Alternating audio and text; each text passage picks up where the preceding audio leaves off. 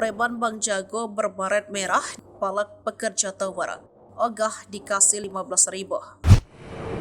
Viral di media sosial sebuah video yang memperlihatkan pekerja tawar jadi korban pembalakan preman. Pekerja tawar tersebut menjadi korban pembalakan preman ketika tengah bekerja di Jalan Pertahanan Patombak, Deli Serdang pada Sabtu 23 Maret 2024 sekitar pukul 2:55 menit. Aksi pembalakan yang dilakukan preman itu pun direkam oleh pekerja tawar dan kini rekaman itu beredar luas di media sosial. Salah satunya Instagram. Sanggup, emang abang-abang jago ini ya, pekerja pemanjat tawar pun yang pekerjaannya berisiko tinggi dan gaji tidak terlalu besar pun sanggup dipalak juga. Dikasih 15.000 gak mau Bang Jago nih, isi narasi dalam keterangan unggahan itu.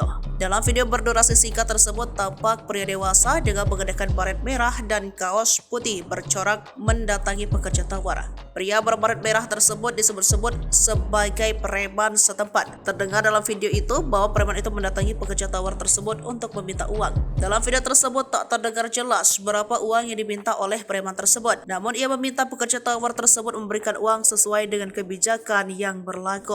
Kan sudah aku bilang sama abang periksa pun gak ada duit aku bang, ucap pekerja tawar. Kayak mana aku periksa, kayak mana pun sesuai kebijakan aja lah, ucap preman itu. Namun saat pekerja tawar itu memberikan uang 15.000, tampak preman tersebut ogah menerima uang. Kebijakan dari mana bang? Inilah kebijakan aku mau ngasih abang, ucap pekerja tawar sambil menyerahkan uang 15.000. Meski uang 15.000 itu diserahkan, preman itu tetap menolak.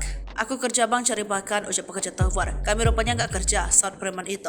Hingga berita ini ditulis belum diketahui bagaimana akhir dari perdebatan pekerja tawar dan preman tersebut. Meski demikian kini unggahan itu viral dan beredar luas di media sosial. Unggahan itu juga menuai ragam komentar dari para warganet.